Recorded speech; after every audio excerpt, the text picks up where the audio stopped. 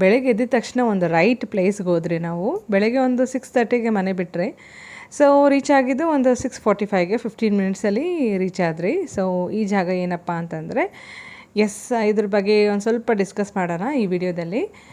ಬೆಳಗ್ಗೆ 6:30ಗೆ ನಾವು ಕೆಂಗೇರಿ ಬಿಟ್ರಿ. ಕೆಂಗೇರಿಯಿಂದ ದೀಪಾಂಜಲಿ ನಗರ ಅಂದರೆ ಗಾಳಿ ಆಂಜನೇಯ ದೇವಸ್ಥಾನ ಇದೆಯಲ್ವಾ, ಸೊ ಆ ನಿಯರ್ ಬೈ ಏರಿಯಾಗೆ ಹೋಗಬೇಕಿತ್ತು. ಸೊ ನಾವು ಕ್ವಿಕ್ಕಾಗಿ ಬೈಕಲ್ಲೇ ಹೋಗೋಣ, ಸೊ ಕಾರ್ ಬೇಡ ಅಂತ ಡಿಸೈಡ್ ಆಗಿ ಬೈಕಲ್ಲೇ ಹೋದ್ರಿ. ಬಿಕಾಸ್ ನಮ್ಗೆ ಆ ಲೊಕೇಶನ್ ತುಂಬ ಹೊಸದು. ಏನಕ್ಕೆ ಹೋಗ್ತಿದ್ದೀರಿ ಅನ್ನೋದನ್ನು ಇನ್ ಡೀಟೇಲಾಗಿ ಹೇಳ್ತೀನಿ. ಸೊ ಅದೊಂದು ಸರ್ವಿಸ್ ಸೆಂಟರ್. ಅಂದರೆ ಏನಕ್ಕೆ ಸರ್ವಿಸ್ ಮಾಡ್ತಾರೆ ಅಂದರೆ, ನಮ್ಮ ಬಾಡಿ ಪಾರ್ಟ್ಸ್ನ ಸರ್ವಿಸ್ ಮಾಡ್ತಾರೆ. ಕನ್ಫ್ಯೂಸ್ ಆಗಬೇಡಿ.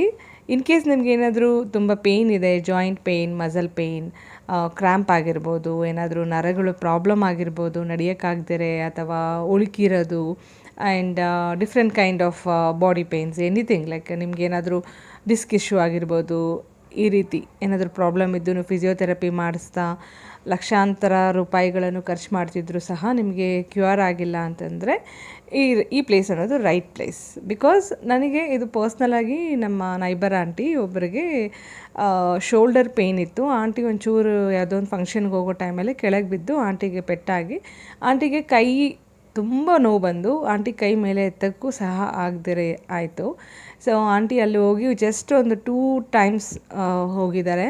So she is absolutely fine and without any cost, zero cost. ಅಂದರೆ ಅಲ್ಲಿ ಫ್ರೀ ಆಫ್ ಸರ್ವಿಸ್ ಕೊಡ್ತಾರೆ. ಬಟ್ ಅವರು ಪಬ್ಲಿಸಿಟಿ ಮಾಡೋಕ್ಕೆ ಒಪ್ಕೊಂಡಿಲ್ಲ. ನಾನು ಯೂಶ್ವಲಾಗಿ ಪರ್ಸ್ನಲಾಗಿ ಕೇಳಿದೆ, ಸರ್ ನಾನು ಈ ವಿಡಿಯೋಸ್ ಮಾಡಿ ಸೋಷಲ್ ಮೀಡ್ಯಾದಲ್ಲಿ ಅಪ್ಲೋಡ್ ಮಾಡ್ತೀನಿ ಅಂತಂದೆ. ಅವರು ಜಸ್ಟ್ ರಿಕ್ವೆಸ್ಟ್ ಮಾಡ್ಕೊಂಡಿದ್ದು ಏನಂತಂದರೆ, ಬೇಡಮ್ಮ, ಸುಮಾರು ಜನ ನನ್ನ ಕೇಳಿದ್ದಾರೆ, ಬಟ್ ಇದು ನಾನು ಜಸ್ಟ್ ಒಂದು ಫ್ರೀ ಸರ್ವಿಸ್ ಮಾಡ್ತಾಯಿದ್ದೀನಿ. It's all about my family. ನನ್ನ ಫ್ಯಾಮಿಲಿ ಎಲ್ಲರೂ ಸೇರಿಕೊಂಡು ಇದೊಂದು ಸರ್ವಿಸ್ ಮಾಡಬೇಕು. ಸಂಡೇಸ್ ಯೂಶ್ವಲಾಗಿ ಅವರು ಇದನ್ನು ಮಾಡ್ತಾರೆ, ಪ್ರತಿದಿನ ಇರೋದಿಲ್ಲ.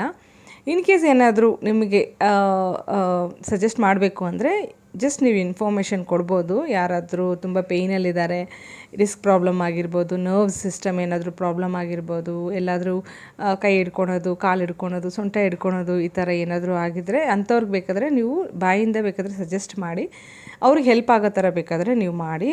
ಆ್ಯಂಡ್ ನೀವು ವಿಡಿಯೋಸ್ ಎಲ್ಲ ಮಾಡಿ ಹಾಕಿದ್ರೆ ಮತ್ತು ತುಂಬ ಕ್ರೌಡ್ ಆದರೆ ನಮಗೆ ಹ್ಯಾಂಡಲ್ ಮಾಡೋಕ್ಕಾಗಲ್ಲ. Just we are 5 members. ಅದಕ್ಕೋಸ್ಕರ ನಾನು ಯಾರಿಗೂ ಎಂಕರೇಜ್ ಮಾಡೋದಿಲ್ಲ ವಿಡಿಯೋಸ್ ಎಲ್ಲ ಶೂಟ್ ಮಾಡೋಕ್ಕೆ ಅಂತ ಹೇಳಿದ್ರು. ಬಟ್ ಈ ಜಾಗ ಎಲ್ಲಿ ಬರುತ್ತೆ ಅಂತ ಬೇಕಾದರೆ ಹೇಳ್ತೀನಿ. ಇನ್ ಕೇಸ್ ನಿಮಗೆ ಏನಾದರೂ ಉಪಯೋಗ ಆಗ್ಬೋದು. ಈ ಜಾಗಕ್ಕೆ ಹೋದರೆ ಡೆಫಿನೆಟಾಗಿ ಕ್ಯೂರ್ ಆಗೋ ಚಾನ್ಸಸ್ ತುಂಬ ಇದೆ. ಆ್ಯಂಡ್ ನನ್ನ ಪರ್ಸ್ನಲಾಗಿ ಹೇಳಬೇಕಂದ್ರೆ, ನಮ್ಮ ಹಸ್ಬೆಂಡ್ಗೆ ಆಲ್ಮೋಸ್ಟ್ ಒಂದು 6-7 ಇಯರ್ಸ್ ಆಗ್ತಾ ಬರ್ತಿದೆ. ಕೋವಿಡ್ ಟೈಮಲ್ಲಿ ಅವ್ರಿಗೆ ಒಂದು ಡೋರ್ ಜೋರಾಗಿ ಫೋರ್ಸಾಗಿ ಹೊಡೆದಿದ್ದಕ್ಕೆ ಅವ್ರಿಗೆ ಡಿಸ್ಕ್ ಪ್ರಾಬ್ಲಮ್ ಆಗಿತ್ತು. ಸೊ ರೈಟ್ ಹ್ಯಾಂಡಲ್ಲಿ ಡಿಸ್ಕ್ ತುಂಬ ಪ್ರಾಬ್ಲಮ್ ಆಗಿ ತುಂಬ ಟ್ರೀಟ್ಮೆಂಟ್ ತೊಗೊಂಡ್ರು. ಆಲ್ಮೋಸ್ಟ್ ಒಂದು 2 ಇಯರ್ಸ್ವರೆಗೂ ಟ್ರೀಟ್ಮೆಂಟ್ ತೊಗೊಂಡಿದ್ದೀರಿ, ಫಿಸಿಯೋಥೆರಪಿ ಮಾಡಿಸಿದ್ದೀರಿ, ರೆಗ್ಯುಲರಾಗಿ ಮೆಡಿಸಿನ್ಸ್, ಟ್ಯಾಬ್ಲೆಟ್ಸ್. ಮೈ ಗಾಡ್, ಅದೊಂಥರ ತುಂಬ ತುಂಬ ತುಂಬ ಕಷ್ಟಪಟ್ಟರು. And like as days passes ಅವ್ರಿಗೆ ಒಂಚೂರು ಪೇಯ್ನ್ ಕಡಿಮೆ ಆಗ್ತಾ ಹೋಗ್ತು. ಆ್ಯಂಡ್ ಡಾಕ್ಟರ್ ಸಜೆಸ್ಟ್ ಮಾಡಿದ್ರು, you have to go for operation ಅಂತ. ಬಟ್ ಆಪರೇಷನ್ ಬೇಡ ಅಂತ ನಾವು ಡಿಸೈಡ್ ಆದರೆ, ಆ್ಯಂಡ್ ಸೆಕೆಂಡ್ ಡಾಕ್ಟರ್ ಒಪಿನಿಯನ್ ತೊಗೊಂಡ್ರೆ ಡಾಕ್ಟರ್ ಹೇಳಿದ್ದೇನಪ್ಪ ಅಂತಂದರೆ, ಬೇಡ ಆಪ್ರೇಷನ್ ಏನು ಬೇಡ, ಆ್ಯಸ್ ಯೂಶ್ವಲ್ ಆಗಿ ನೀವು ಬೇಸಿಕ್ ಎಕ್ಸಸೈಸ್ ಮಾಡ್ಕೊಳ್ಳಿ, ಮಸಲ್ ಸ್ಟ್ರೆಂಥನ್ ಮಾಡ್ಕೊಳ್ಳಿ. So that is enough. ನಿಮ್ಮ ಬಾಡಿಯಲ್ಲಿ ಏನೋ ಒಂದು ಆಗಿದೆ ಅಂತ ಅಂದ್ಕೊಂಡು ಹಾಗೆ ಬಿಟ್ಬಿಡಿ. ಸೊ ತುಂಬ ವೆಯ್ಟ್ ಎಲ್ಲ ಎತ್ತಬೇಡಿ, ಏನೂ ತುಂಬ ಕೆಲಸ ಮಾಡೋಕ್ಕೆ ಹೋಗಬೇಡಿ, ವೆಯ್ಟ್ ಎತ್ತಬೇಡಿ, ಸ್ಟೆಪ್ಸ್ ಹತ್ತಬೇಡಿ ಅಂತೆಲ್ಲ ಹೇಳಿಬಿಟ್ಟು ನಮಗೆ ಒಪಿನಿಯನ್ ಕೊಟ್ಟು ಕಳಿಸಿದ್ರು. ಆ್ಯಂಡ್ ನಾವು ಹಾಗೆ ಫಾಲೋ ಮಾಡ್ತಿದ್ರಿ. ಬಟ್ ಅವ್ರಿಗೆ ಏನಾಗಿದೆ ಅಂತಂದರೆ, ಅವ್ರಿಗೆ ಕೈಯಲ್ಲಿ ಒಂದು 2 ಫಿಂಗರ್ಸ್ ನಮ್ನೆಸ್ ಇದೆ. ಅಂದರೆ ಆಲ್ಮೋಸ್ಟ್ ಒಂದು 6 ಇಯರ್ಸಿಂದ ಅವ್ರಿಗೆ ಆ ನಮ್ನೆಸ್ ಹಾಗೆ ಇದೆ. ಅದು ಅವ್ರಿಗೆ ಸಮಾಧಾನ ಇಲ್ಲ. ಸೊ ಫ್ಯೂಚರಲ್ಲಿ ಏನಾದರೂ ಪ್ರಾಬ್ಲಮ್ಸ್ ಆಗ್ಬೋದು ವಯಸ್ಸಾದ ಮೇಲೆ ಅಂತ ಹೇಳಿಬಿಟ್ಟು ಅವರು ಫೀಲ್ ಆಗ್ತಾಯಿದ್ರು. ಆ್ಯಂಡ್ ಇದು ಪರ್ಸ್ನಲಾಗಿ ನಮ್ಮ ಪಕ್ಕದ ಮನೆ ಆಂಟಿ ನಮಗೆ ರೆಫರ್ ಮಾಡಿದ್ದು. ಆಂಟಿಗೂ ಹೀಗೆ ಯಾವುದೋ ಮ್ಯಾರೇಜ್ಗೆ ಹೋಗಿರೋವಾಗ ಆಂಟಿ ಕೆಳಗೆ ಬಿದ್ದುಬಿಟ್ಟು ಸ್ವಲ್ಪ ಶೋಲ್ಡರ್ಗೆ ಪೆಟ್ಟಾಗಿ ಆಂಟಿ ಕೈ ಮೇಲೆ ಎತ್ತಕ್ಕೂ ಆಗದಿರೋ ಅಷ್ಟು ಆ ಪ್ರಾಬ್ಲಮ್ ಆಗಿತ್ತು. ಸೊ ಆಂಟಿ ಅಲ್ಲಿ ಜಸ್ಟ್ 2 ಟೈಮ್ಸ್ ಹೋಗಿ ಬಂದಿದ್ದ ತಕ್ಷಣ ಆಂಟಿಗೆ ಕ್ಯೂರ್ ಆಯಿತು.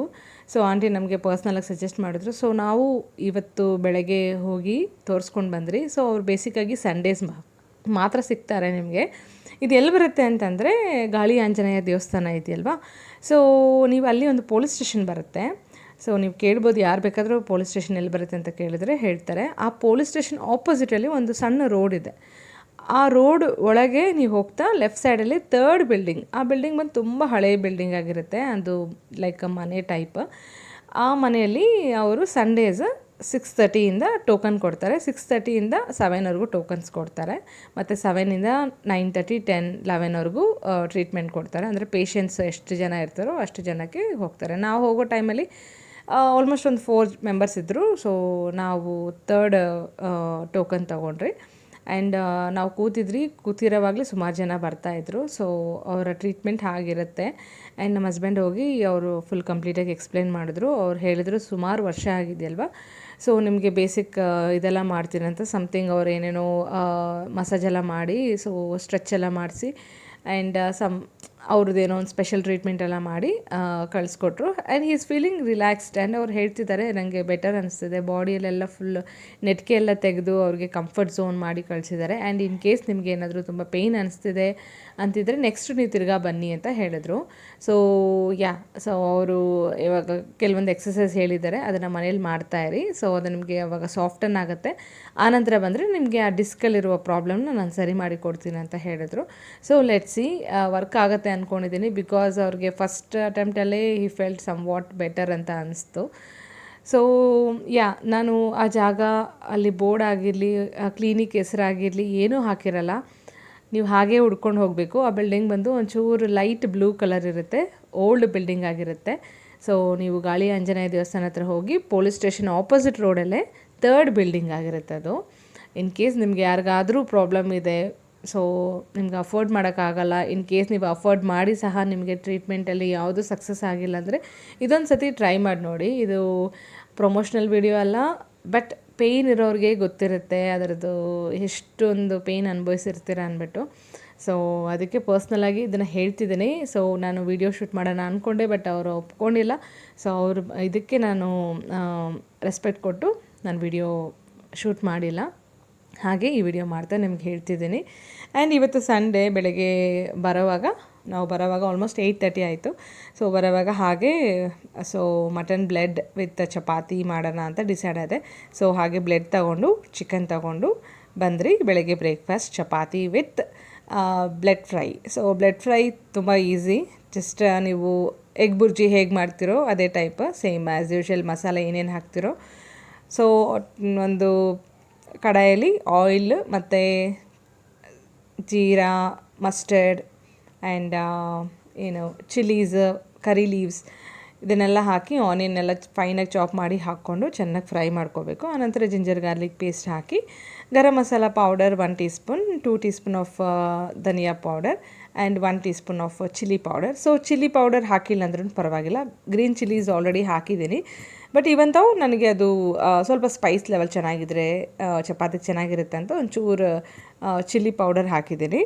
ಸೊ ಇದೆಲ್ಲ ಹಾಕಿ ಕ್ಲೀನಾಗಿ ನಾವು ಫ್ರೈ ಮಾಡಿಕೊಂಡು ಆನಂತರ ಬ್ಲೆಡ್ ಕ್ಲೀನಾಗಿ ವಾಶ್ ಮಾಡಿ ಒಂದು 2 ಟೈಮ್ಸ್ ಚೆನ್ನಾಗಿ ಕೈಯಲ್ಲಿ ಕಿವುಚ್ಬಿಟ್ಟು ಹಾಕ್ಕೋಬೇಕು. ಹಾಕ್ಬಿಟ್ಟು ಒಂದು 10 to 15 ಮಿನಿಟ್ಸ್ ಹಾಗೆ ಒಂದು ಸ್ವಲ್ಪ ಮಿಕ್ಸ್ ಕೊಡ್ತಾರೆ. ಇನ್ ಕೇಸ್ ಏನಾದರೂ ಗಟ್ಟಿಯಾಗಿ ಕೆಳಗೆ ಸ್ಟಿಕ್ ಆನ್ ಆಗ್ತಿದ್ರೆ ಒಂಚೂರು ನೀರು ಹಾಕ್ಕೋಬೋದು ಅಷ್ಟೇ. ಜಸ್ಟ್ ಸಿಂಪಲ್ ಫೈನಲಾಗಿ ಒಂದು ಕೊರಿಯಂಡರ್ ಲೀವ್ಸ್ನ ಚಾಪ್ ಮಾಡಿ ಫಿನಿಶಿಂಗ್ ಕೊಟ್ಟರೆ ಮುಗೀತು. ಚಪಾತಿಗೆ ಬ್ಲೆಡ್ ಫ್ರೈ ಸೂಪರಾಗಿತ್ತು ಮಾತ್ರ ಇವತ್ತು. ಆ್ಯಂಡು ಏನಪ್ಪ ಇದು ಕ್ಲೀನ್ ಮಾಡ್ತಾಯಿದ್ದೀನಿ ಅಂದ್ಕೋಬೇಡಿ.